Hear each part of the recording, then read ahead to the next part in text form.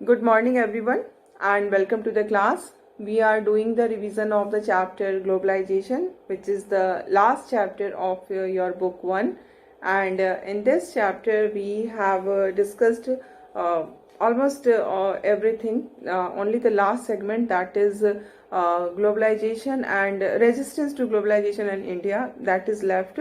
And in the previous class, we were discussing about globalization and resistance, and in that part itself we have discussed about this portion also, because we were discussing about India also.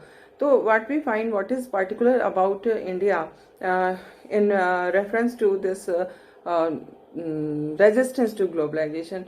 In this we see that in India there is resistance to globalization. This resistance comes from the leftist, the people who support the communist economy, or we can say the socialist economy, which want to that the economy should be closed. There should be protection should be given to the industries, import should be obstructed, tariffs should be there कि ज़्यादा से ज़्यादा import ना हो.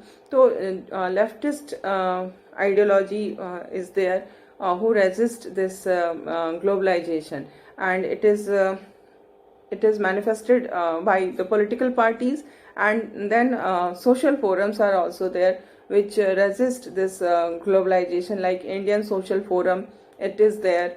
And then trade unions are also there, trade unions of workers.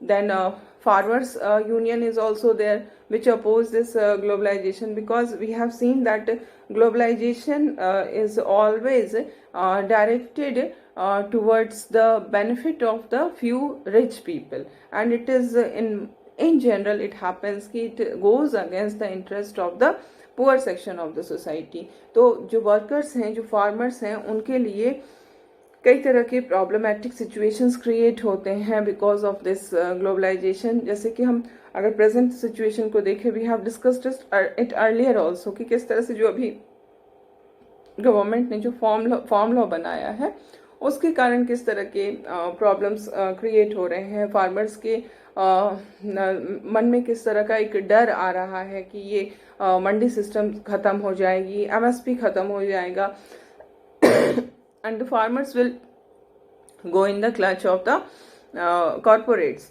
तो इस कारण इसका इतना विरोध हो रहा है. तो ये चीज़ें क्या है, these are the impact of globalization, these are the resistance to the globalization.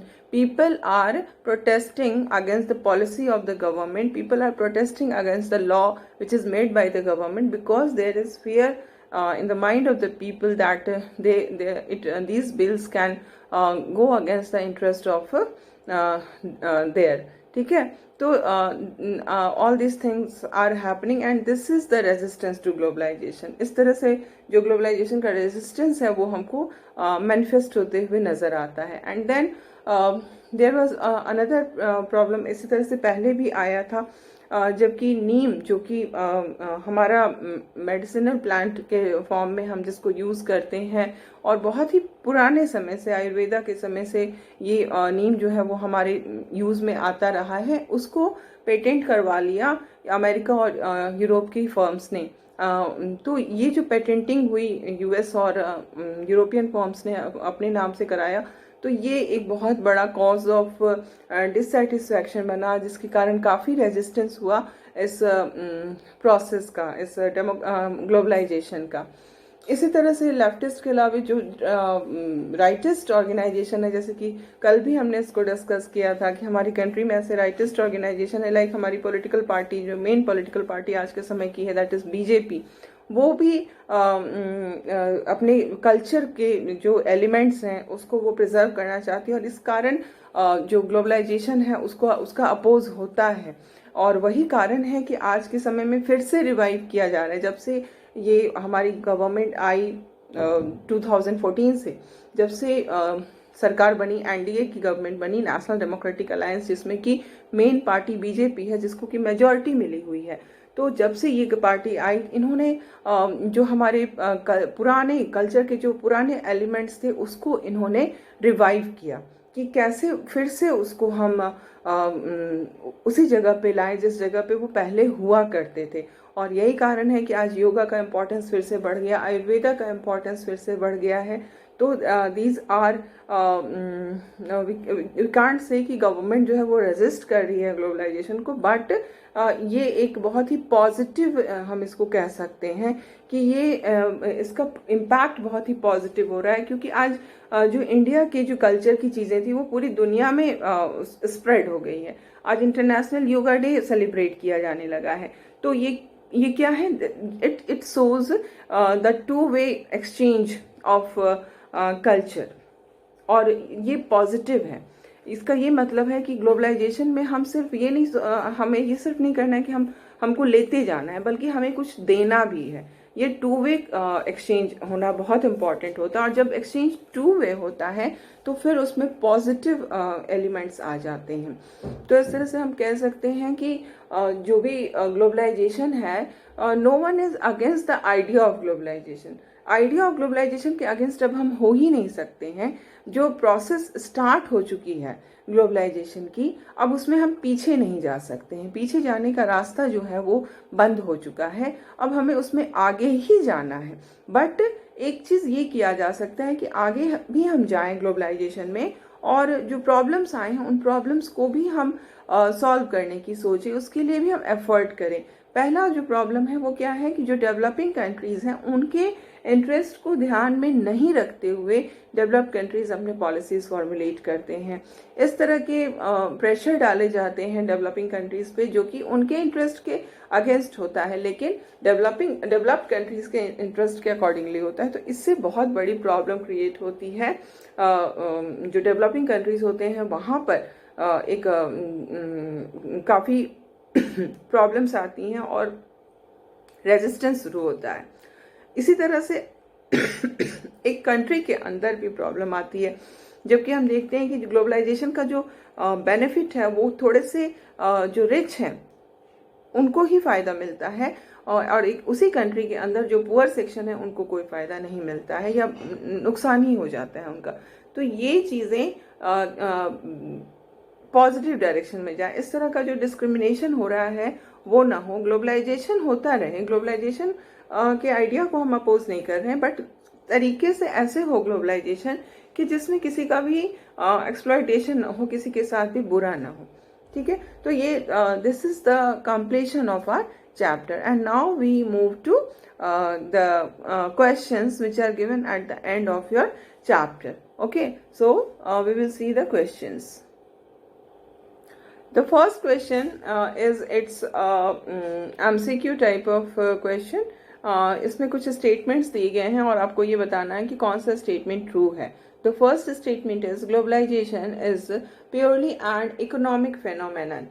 This is an incorrect statement. This is a false statement because it says that it is purely an economic phenomenon. No, it's a cultural phenomenon as well as political phenomenon.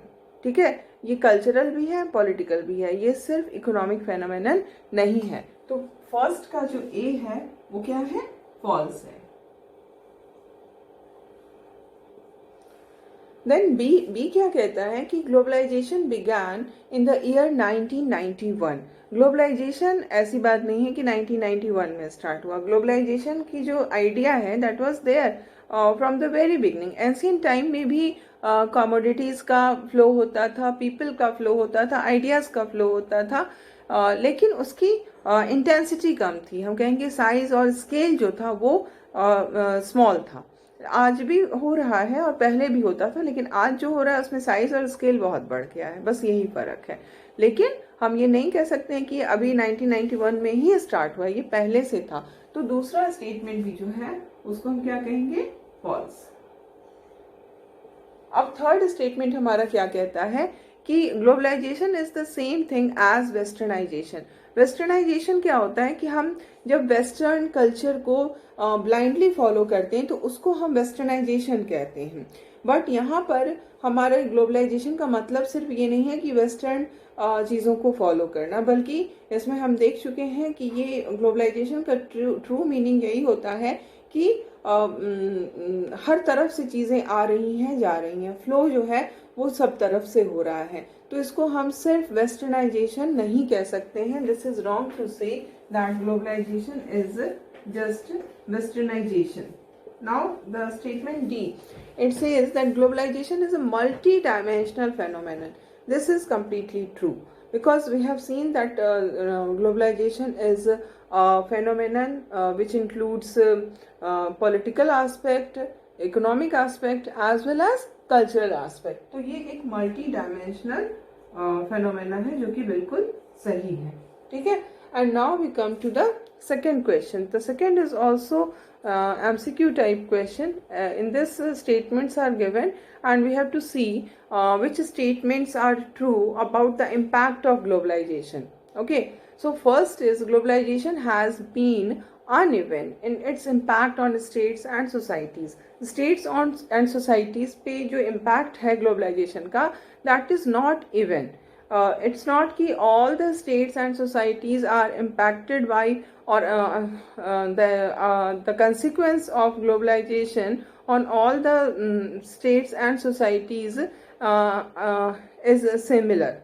Some societies have gained too much from this process of globalization, whereas we see that some societies have not gained. Actually, they suffered a lot because of globalization. So it depends on the context. It is not the process which is important. What is important is the context. Context of different states and societies are different, and accordingly the impact is also different. So the first statement is true that globalization has been uneven in its impact on states and societies.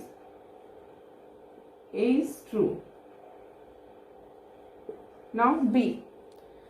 Globalization has had a uniform impact on all states and societies. This is an incorrect statement because it is saying that the impact of globalization is uniform.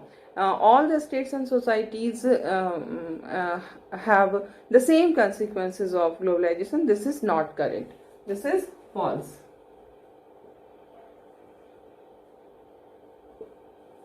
Now see, the impact of globalization has been confined to the political sphere only. This is also incorrect to say because we have seen that the globalization has its impact not only in the political life but also in the cultural as well as economic life. Our economic and social and cultural and political life is affected by this globalization. So it is not correct to say that its impact is only there in the political sphere of life. So this is also false.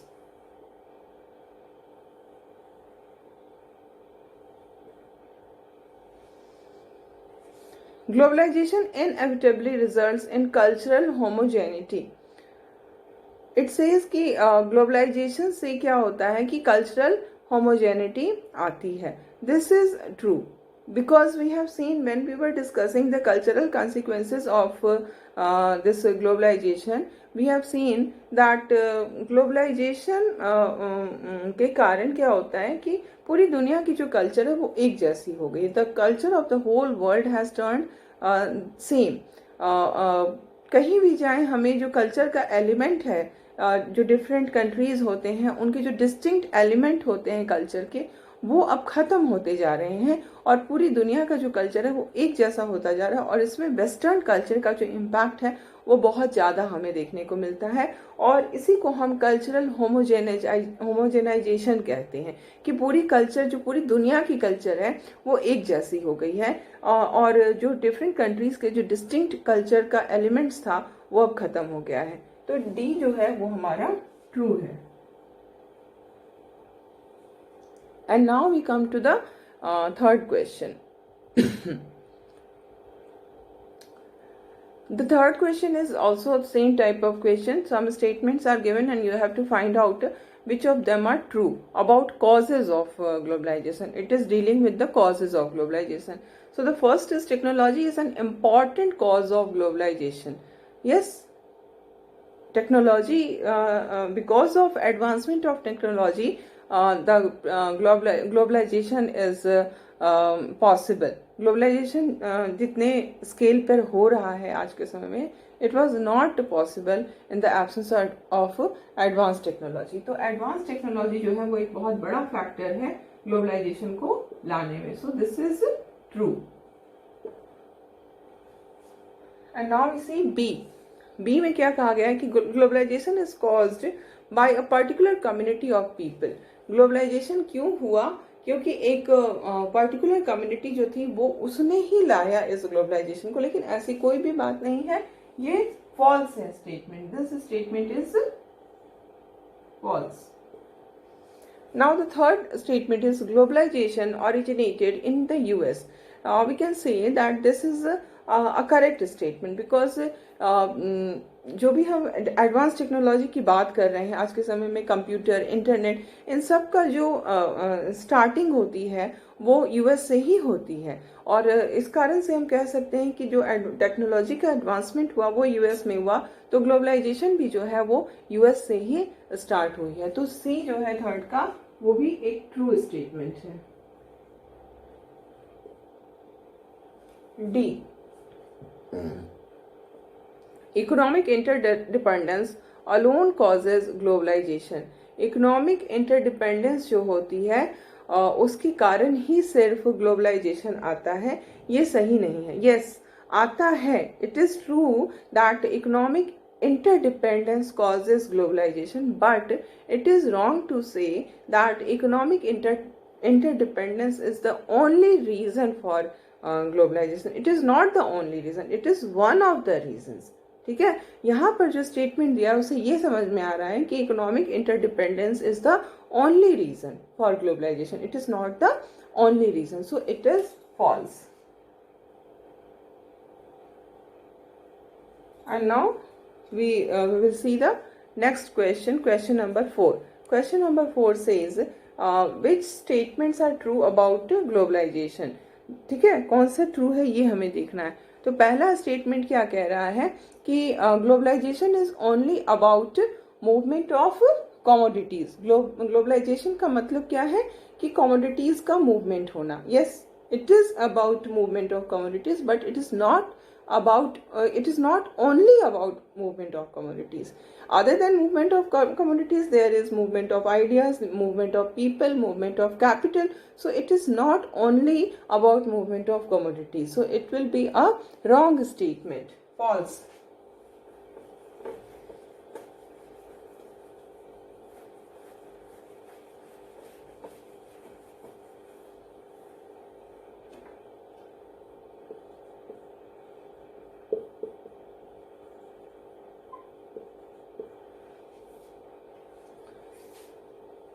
B में क्या statement है कि globalization does not involve a conflict of values. It will be wrong to say that globalization does not include conflict of values. Globalization के कारण तो conflict of values बहुत होते हैं. अगर इकोनॉमिक फ्रंट पे भी देखें और कल्चरल फ्रंट पे भी देखें तो कॉन्फ्लिक्ट ऑफ वैल्यूज होते हैं.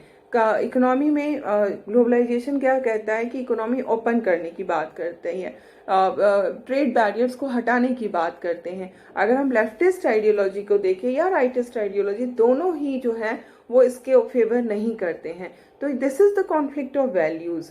अगर कल्चरल फील्ड में भी हम देखें तो ग्लोबलाइजेशन के कारण कॉन्फ्लिक्ट ऑफ वैल्यूज आता है. जो कंजर्वेटिव्स होते हैं, they are of the opinion कि उनका जो अपना कल्चर है, that culture should be preserved, but because of globalization what is happening that the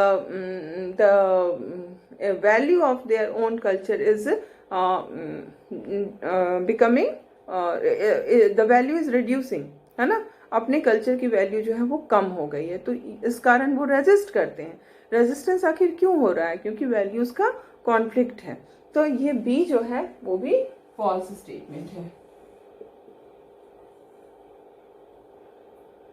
It will be wrong to say that globalization does not involve a conflict of values.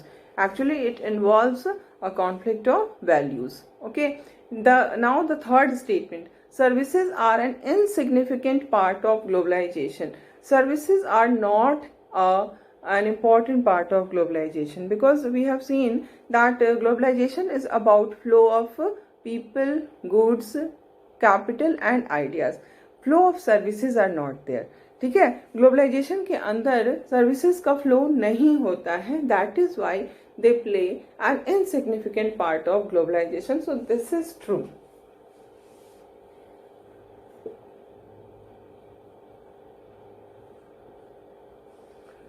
Now D. The statement D says that globalization is about worldwide interconnectedness. Yes, globalization, it's not कि the globalization globalisation जो हुआ है वो सिर्फ और सिर्फ technological advancement के कारण हुआ है. ऐसी बात नहीं है. ग्लोबलाइजेशन इसलिए पॉसिबल हो पाया इतने बड़े स्केल पे, इतने लार्ज स्केल पे और इतने लार्ज साइज में. आज जो ग्लोबलाइजेशन हमें देखने को मिल रहा है वो इसलिए पॉसिबल हुआ क्योंकि हमने इस बात को रिकॉग्नाइज किया कि हम सब इंटरकनेक्टेड है. We all are interconnected. हमारे बीच में एक रिलेशन है और वो रिलेशन है ह्यूमैनिटी का. हम सब एक दूसरे से जुड़े हुए हैं. कोई भी ऐसी प्रॉब्लम नहीं होती है जो सिर्फ एक पर्टिकुलर जगह की ही प्रॉब्लम होती है. जैसे अभी के सिचुएशंस को हमने डिस्कस किया है ना, जैसे पैंडमिक है वो it's a global problem. Then जो एनवायरमेंटल प्रॉब्लम्स है वो ग्लोबल प्रॉब्लम है. तो उन प्रॉब्लम्स का सॉल्यूशन भी सब मिलके ही सबको निकालना होगा. सबके कोऑपरेशन से ही निकलेगा. तो globalization is about worldwide interconnectedness. Okay, and now we come to the fifth question. The fifth question is the same type of question. इसमें भी वही चीजें कहेंगे या which of the statement are false about globalization. कौन सा statement globalisation के बारे में फॉल्स है. ठीक है, तो पहला स्टेटमेंट क्या कहता है कि advocates of globalization argue that it will result in greater economic growth. जो ग्लोबलाइजेशन को एडवोकेट है यानी कि those who support the globalization, they are of the opinion that it will result in greater economic growth. अगर globalisation हम adopt करेंगे तो उससे हमारा इकोनॉमिक ग्रोथ बहुत बढ़ेगा. ये एडवोकेट्स कहते हैं और ये सही है. एडवोकेट्स ऐसा कहते हैं, इसी बेसिस पे तो वो सपोर्ट करते हैं. They are supporting this globalisation on that basis only कि if we adopt globalisation it will cause greater economic growth. So this is true. ये एडवोकेट्स का कहना है कि उससे ग्रेटर इकोनॉमिक ग्रोथ आएगा.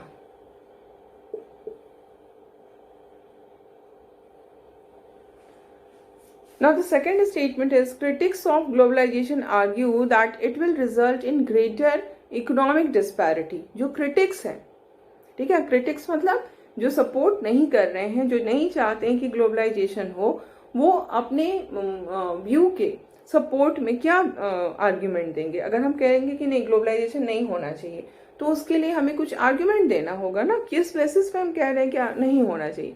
तो आर्ग्यूमेंट वो क्या देते हैं क्रिटिक्स कि it results in greater economic disparity. इसके कारण कंट्री, एक देश के अंदर बहुत ज़्यादा इकोनॉमिक डिस्पैरिटी आती है. जो रिच होते हैं वो रिच बनते हैं, जो पुअर होते हैं वो और भी पुअर होते जाते हैं. दिस इज कम्प्लीटली ट्रू, है ना. इसी बेसिस पे इसका क्रिटिसिज्म किया जाता है. तो statement B is also true. And now we see the third statement of question number 5, that is advocates of globalization argue that it will result in cultural homogenization. So it is true that because of globalization what is happening, that cultural homogenization is happening. Different the important elements of different cultures are losing their importance, and the whole world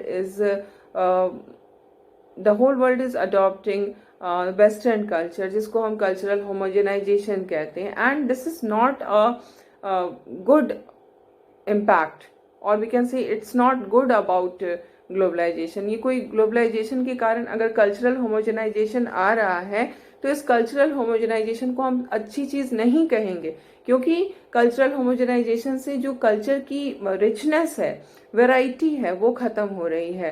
पूरी दुनिया में एक जैसा culture आ रहा है और इस cultural homogenization को हम किसी भी कीमत पे ग्लोबल कल्चर नहीं कह सकते हैं कि इसके कारण कोई ग्लोबल कल्चर डेवलप हो गया है। ग्लोबल कल्चर उसको हम कहेंगे जिसमें कि एक ऐसा कल्चर जिसमें कि वर्ल्ड के जो इम्पोर्टेंट कल्चर्स हैं उनका एलिमेंट्स, सबका एलिमेंट्स उसमें वो लेकर चले साथ में। बट ये जो कल्चर आज हमें दिख रहा है पूरी दुनिया में, उसमें ऐसा कुछ भी नहीं है कि वो पूरी दुनिया के इम्पोर्टेंट कल्चर्स के एलिमेंट को अपने में लिया हुआ है, बल्कि वो सिर्फ और सिर्फ वेस्टर्नाइजेशन है। पूरी दुनिया की जो कल्चर है वो वेस्टर्न कल्चर के अकॉर्डिंगली हो गई है, उसके ही तरह से हम सब अपने आप को हमने बना लिया है। अपने ही कल्चर के जो इम्पोर्टेंट एलिमेंट्स हैं हम उसको इम्पोर्टेंस ना दे करके वेस्टर्न कल्चर को इम्पोर्टेंस देते हैं। तो these are not good about globalization, or and if we are the advocate of globalization, then we have to put forward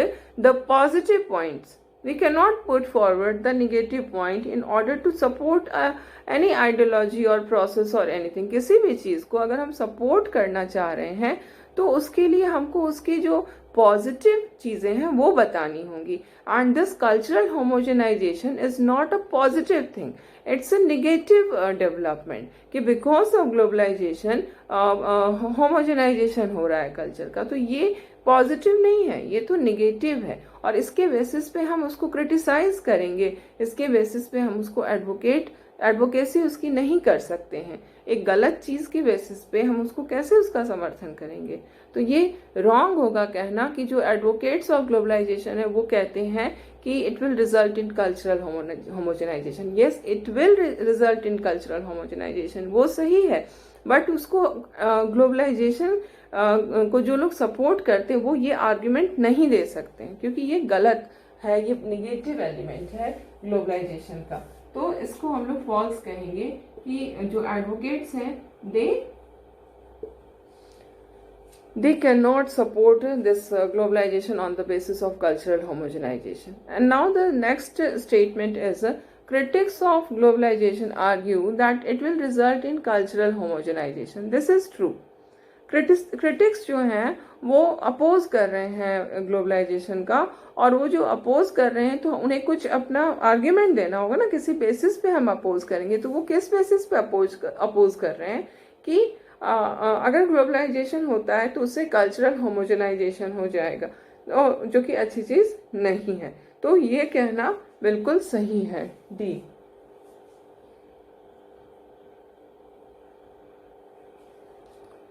Okay. And now we come to the sixth question. The sixth question is, what is worldwide interconnectedness? What are its components? ठीक है, worldwide interconnectedness क्या है और इसके components क्या है? तो हमने देखा है कि जो पूरी दुनिया है वो इंटरलिंक्ड हो चुकी है, एक दूसरे से मिल चुकी है। हम सब एक दूसरे से जुड़े हुए हैं और हमारे बीच में फ्लो ऑफ गुड्स हो रहे हैं, फ्लो ऑफ टेक्नोलॉजी हो रहा है, फ्लो ऑफ आइडियाज हो रहा है, फ्लो ऑफ पीपल हो रहा है, और इसके कारण ही ग्लोबलाइजेशन हो रहा है। और इसके अंदर जो मेन कंपोनेंट्स हैं वो वही हैं, पीपल का फ्लो, कैपिटल का फ्लो, आइडियाज का फ्लो एंड गुड्स का flow. So this will be the answer of this question. So we will write down answer 5. No, it's 6.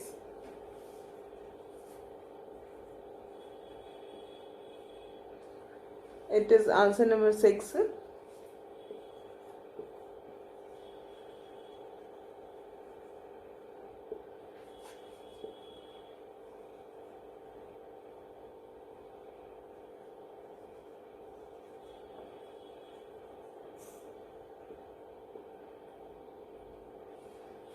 Worldwide interconnectedness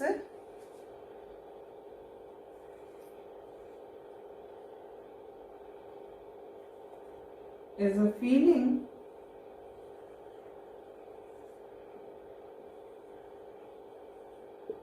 that the whole world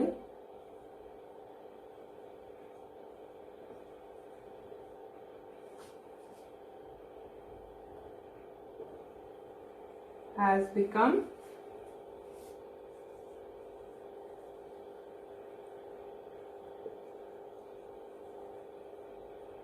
smaller.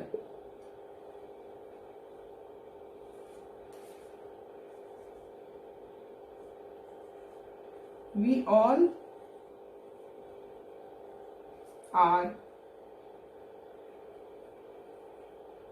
connected to each other.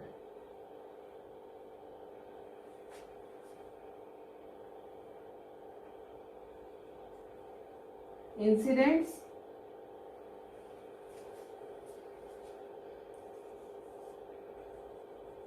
of one place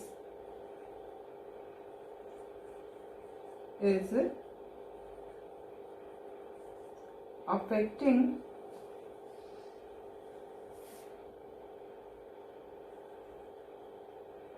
the happenings at another place.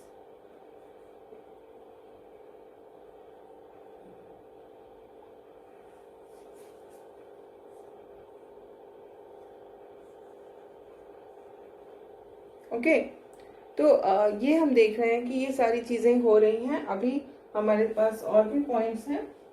ये 2 point हमने लिखा. अब I will write down the third point.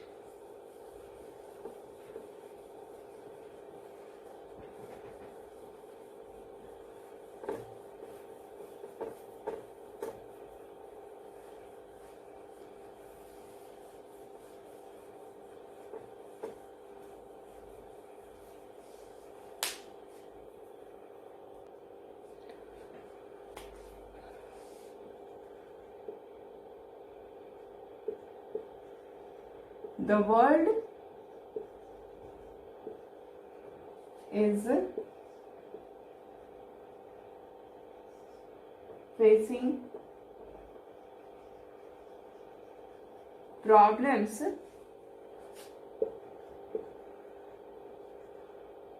which are global in nature.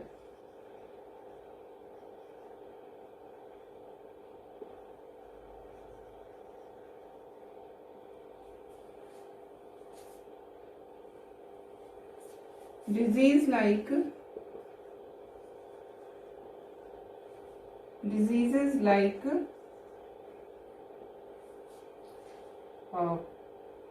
bird flu,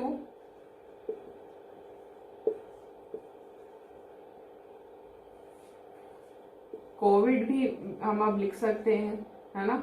COVID-19 are such diseases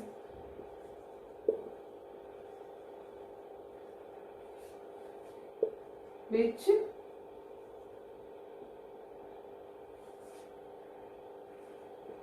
make it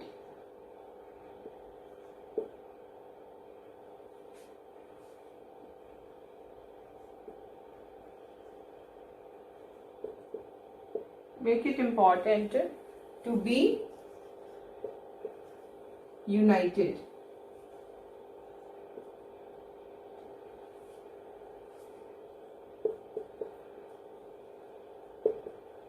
Environmental problems are also not confined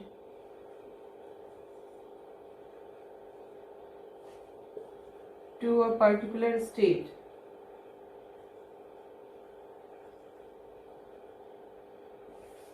Particular country you can write.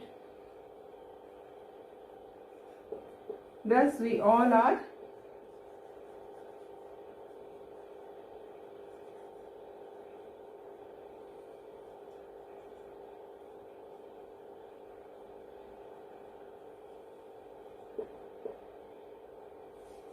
Okay, thus we all are